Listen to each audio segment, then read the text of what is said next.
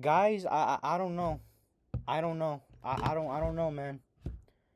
I don't know what to say that hasn't been said already. I really don't. But I'll say this. For those of you who want to spend their time doing things other than watching Marlins baseball, then you should, because it is clear that this team is not worth your time and your investment right now, because they keep finding ways to lose. And not only do they keep finding ways to lose, they lose to teams that they shouldn't, as we just saw tonight. And you know what? This is, to me, this is the nail in the coffin. Or at least, we're getting. I said in this morning's episode, in the main podcast, for those of you who didn't see, Colin said that this was a must-win series, and I kind of doubled down on that by saying that this was a must-sweep series. Well, that's out the window already. The Miami Marlins have lost the series opener to the Anaheim Angels. Can't make it up. What's up, everybody? It's Justin Perez for the Sunshine Sports Podcast for another Marlins nightly recap. And this is just, I should just say that. That's it. That should be the recap. But I'm actually going to get into this by detail, I'm actually going to get into this in detail, I should say. You could pretty much boil this loss down to two factors. One, the offense continues to suck. And two, we got a flashback, a PTSD, mind you, from a horror that plagued us in the first half of the season. The bullpen failing to deliver. Somebody from the bullpen failing to deliver. Well, who was that? Was it Calvin Fauché? No. Was it Fairbanks? No. Tonight, it was Josh Ekness. Josh Ekness with the worst outing of his young major league career. Wasting what I thought was a pretty good bullpen game, all things considered. Tyler Phillips got the start. Now he's now because of the depleted lineup that we've had, you could say that he's a regular starter. Gets 4 innings, only 4 innings today. Just over 60 pitches, right? 61 pitches. 61 pitches for Tyler Phillips. Clay McCullough decides to take him out after just 4 innings. A very questionable decision. Weird, nonetheless. But it didn't bite him in the ass. At least with the first guy he brought up. Because Michael Peterson did a good job in the 5th inning. Or, he came in the 5th inning. He did a good job. And Calvin Fauché, a great 8th inning or so, and then King with a good 9th. So Peterson, Fauché, and King tossed all of them tossed scoreless outings with a combined 5 strikeouts between the three. And and as for Phillips' concern, going back to him, like I said, he only pitched 61 pitches. He only pitched 4 innings, which again is very, very weird and confusing, and I don't know why you're only giving him that much work when he's dealing. Again, we've talked about this before. We've talked about this before with Tyler Phillips and his starts. Kind of wondering, kind of feeling that Clay McCullough decides to pull the plug a little bit too early. You could debate that all you want tonight. Didn't cost us, at least, with Peterson coming in. Tyler Phillips' stat line in 4 innings, 5 hits, 4 strikeouts, a walk, and he also gave up a solo shot to Mike Trout 8 pitches into the game. Once again, a Tyler Phillips homer. Luckily, it wasn't a 2-run homer. It was just a solo shot, like I mentioned, from Mike Trout, of course, because why not, right? It was his birthday, so why the hell not? Let's just give him another home run. But he, just like all the other times, Phillips was able to compose himself and get back into things, and he shut it down the rest of the way. So to be honest with you, not much to complain about in terms of Tyler Phillips. But enough of that. I mentioned Josh Ekness. Josh Ekness was horrible tonight. And to be honest with you, despite the offense being garbage, which I'm going to get into again, to me, Josh Ekness lost us the game. That's just my opinion. Because what we saw from him tonight was an absolute catastrophe. So, Josh Ekness begins his night by replacing by replacing Michael Peterson to get the last out, or to finish the 6th inning, whatever. Fine, does a good job. Then he comes in the 7th, and the nightmare begins. It begins subtly with a leadoff walk given up to Josh Lowe of Anaheim. But things seem to be going pretty smoothly. The next 2 batters come up, gets those 2 outs. So he's an out away from getting out of the inning. And then Mike Trout comes up to the plate again. And Colin talked about this, and I agree. I don't know why Clayton McCullough or anybody, I don't know why Josh Ekness didn't get a mound visit before facing, one of the greatest players in the history of the game. You would think that a mound visit would, you think a mound visit would be common sense, but of course in this organization that's not the case. So you don't give him a mound visit, and then next thing you know, I believe it was with 2 strikes. I could be wrong because it happened so suddenly, and it just kind of distracted me, quite honestly. Josh Ekness commits a fielding error on a chopper back to the mound. So Mike Trout hits a chopper directly back to Josh Ekness, who's on the mound still. You can kind of say it was a little unlucky because the mound obviously deflected the ball in the trajectory that it went. But Josh Ekness fails to come up with a simple pick on a chopper that could have ended the inning. Tie game. So because of that, Josh Lowe, who was on third base at this point, scampered home rather easily to tie game at 2. And then, on the ensuing at-bat, the flood continues as Nolan Schanuel, I believe that's how I'm pronouncing his name right, Nolan Schanuel hits a 2-run home run to right center field to give the Angels a lead that they would never relinquish. Absolute disaster.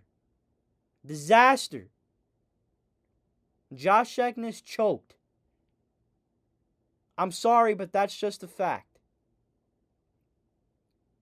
A disaster of an inning, which I said goes back to the struggles that we saw with the bullpen before the All-Star break. Or really before June. If you want to get... But for the first half of the season. Because even in June, there were times where the bullpen was a little fishy.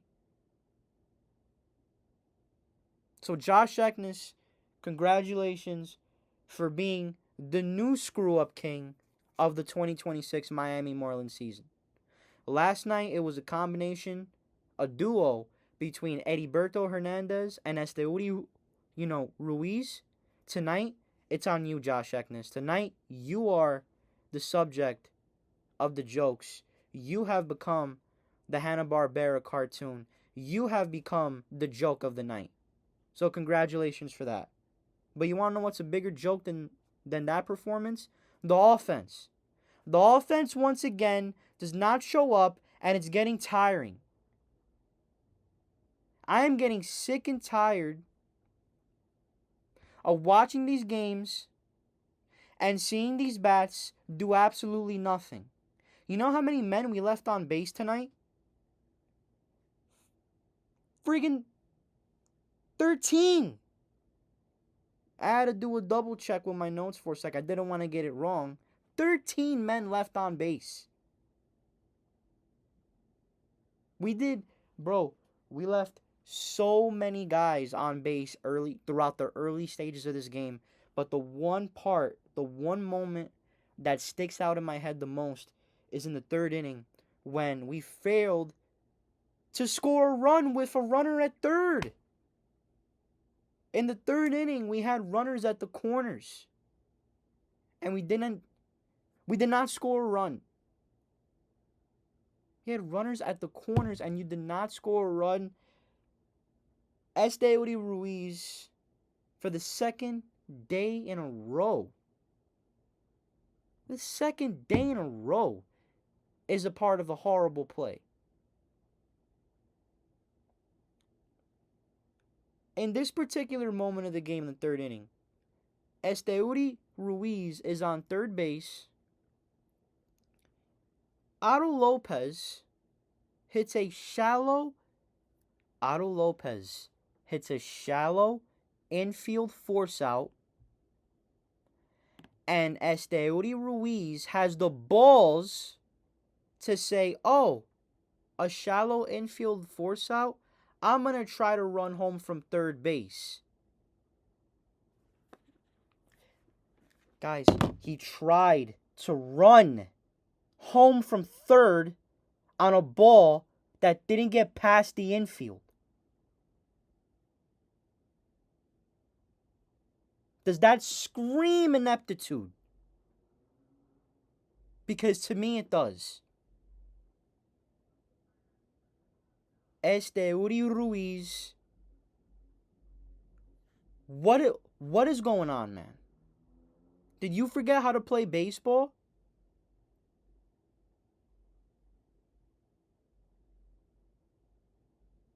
Esteury.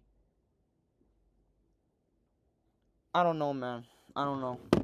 Just horrible all around. Just terrible. Terrible decision making. Terrible mental mistakes.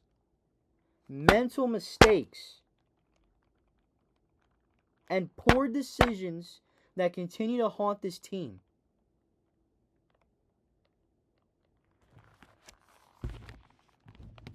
Also, by the way, once again, a season-long Achilles heel. Cannot score with runners in scoring position. 3 for 11 in team RISP. Great job. Otto Lopez has fallen off the face of the earth. He's fallen off the planet. He is no longer here with us. He's in another dimension, in another universe, in another ultraverse, a megaverse. He is gone, guys. Otto Lopez is gone. Fish on First tweeted it, and I couldn't believe it, dude. He went 0 for 5 today. And Otto Lopez, believe it or not, the glorious all-star of this season, he has now hit a batting average. His batting average over his last 20 games, an abysmal 198.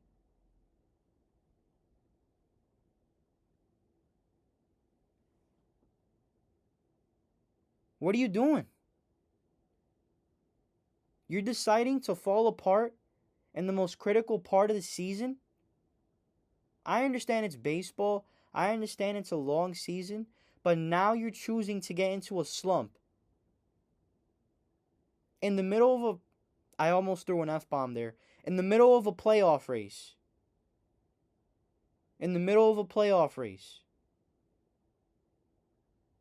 What is wrong What is going on here? What is going on? I need to know. Did somebody cast a magic evil spell on this team all of a sudden? Did a Philadelphia Phillies fan who was booing him at All-Star Weekend, what did a Phillies fan decided to make a stitch together a voodoo doll or something? Something that was gonna give him bad luck? What is going on, man? And the same thing with Xavier Edwards. What has happened? He went 0 for 5 today. Joe Mack 0 for 4, Griffin Conine 0 for 3. So the bats that you expect to give you some offensive production have failed once again. Against a team that had a starting pitcher who has an ERA over 11.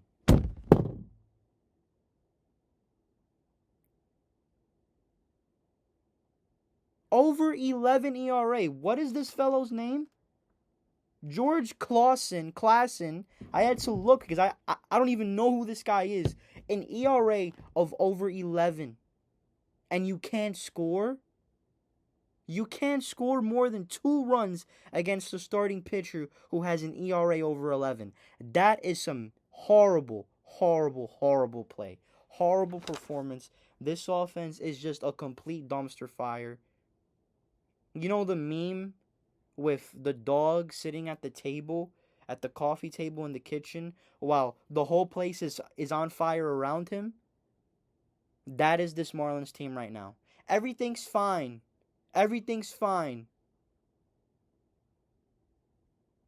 Clayton McCullough with his positive, go-lucky, happy, fatherhood type bull crap. Get this out of here, man. You know something? Bring me a manager. Dude, I keep saying it because it's the last time that we even won anything. Give me a manager like Jack McKeon. I want a Jack McKeon manager in this building next season because Clay McCullough is way too nice and way too lenient, and you can see it on the field.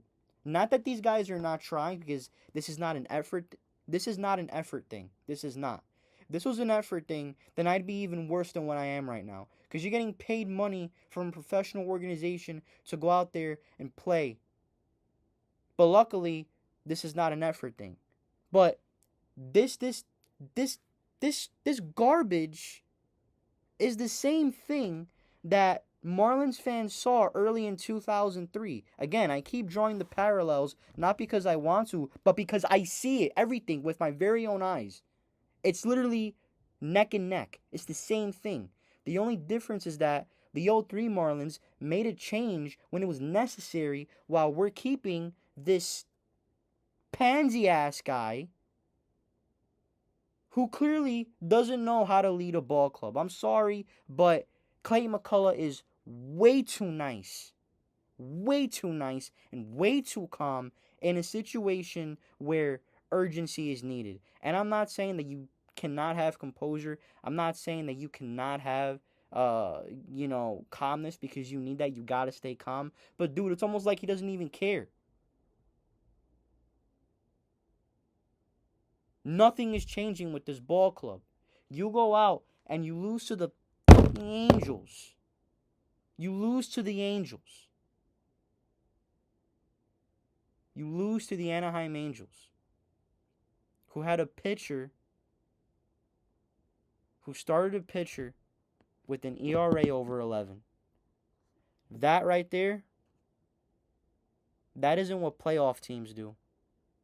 Playoff teams take advantage of these situations, and they go out and they win these ball games, especially in your own home ballpark.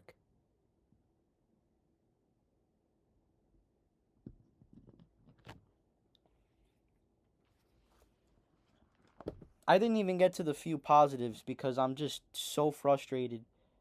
And the only positives, at least offensively, were this. Kyle Stowers was excellent. His 5th career 4-hit game. Did not strike out. Basically drove in 2 of the 3 runs we scored today, Leo Jimenez and Augustin Ramirez, of all people, had 2-hit games. So congratulations to the perennial traffic cones on this roster. Congratulations, guys. Congrats. But I will say this. Leo Jimenez did give us a chance to win, but he screwed up in the 9th inning because of course he did. So let me break this situation down for you. Let me break this down, all right? So Leo Jimenez actually does a good thing. He brings us to within 1 run. Another hopeful comeback, all right, maybe we could come back. Leo Jimenez is on third base. No, excuse me. Oh my God, I'm getting confused. Leo Jimenez is on first. You're down 1 run, bottom of the 9th, 2 outs. And Javier Sanoja comes up to bat. Comes in as a pinch hitter. And for the first time in a while, or at least it feels like it, when Clay McCullough puts in a pinch hitter, it actually goes well and it bodes well for us. So Javi comes in, pinch hitter. Beautiful. He hits a double. A double to left, a double. Double to left. Awesome. Now, you have runners, second and third, right? Only if Leo Jimenez would have just thought for a second. No, it's not even his fault. It's the coaches.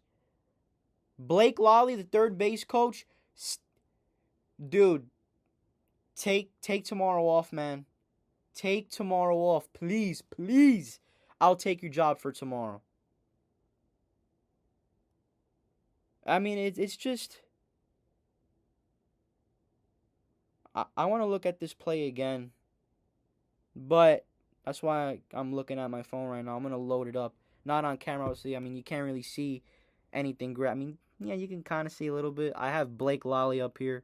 Look at this idiot. Had it on Google earlier because I was so mad with this end of game situation that I just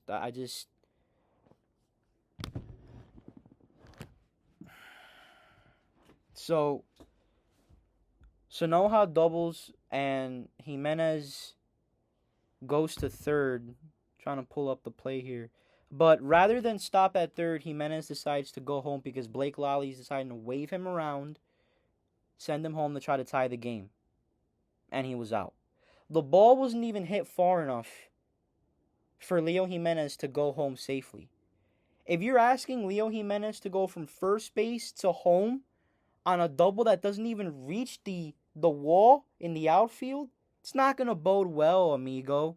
It's not. And it did not bode well tonight. And the little slimmer chance that we had to come back and tie this game was snatched from our soul because Blake Lally and company decided to wave Leo Jimenez home around third when the double that Sanoja hit didn't even reach the outfield wall. Wasn't deep enough. Leo Jimenez is not Sonic the Hedgehog. He's not. He's not Speed Racer. But yeah, we do it anyway. So, Marlins lose 4-3 to Anaheim. I'm sick. Probably going to puke before I go to bed tonight. So excuse me. I have nothing else more to say. This team is horrible. This team is horrible. This team is horrible, guys. This has been Justin Perez for the Sunshine Sports Podcast. I am disgusted. Gonna try to wash my brain of this mess tonight before I go and try to get some rest. Cannot believe we lost the game to the Anaheim Angels, man. This team is not a playoff team. I'm letting you guys know right now, this team is not a playoff team. Too damn young, too damn inexperienced, and as a result, they make way too many goddamn mistakes. See you tomorrow. Tomorrow night's game, Sandy Alcantara on the mound. And he will go against Walbert Urena, a Dominican, right? Dominican versus Dominican matchup. I'm half Dominican. That'll be kind of good, right? Hopefully we win.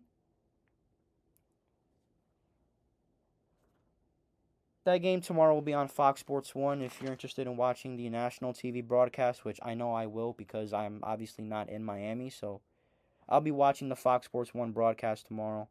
And depending on how the game goes, I'll hop on camera and I'll recap tomorrow. But I'm letting you guys know right now, if this game tomorrow goes ugly, I will be absent for tomorrow because I can't do this. Anyway, that's it for me today, or tonight. Hopefully we have a better result tomorrow. And yeah, until next time, see you guys later. And remember, if you can't be good, be bad, baby.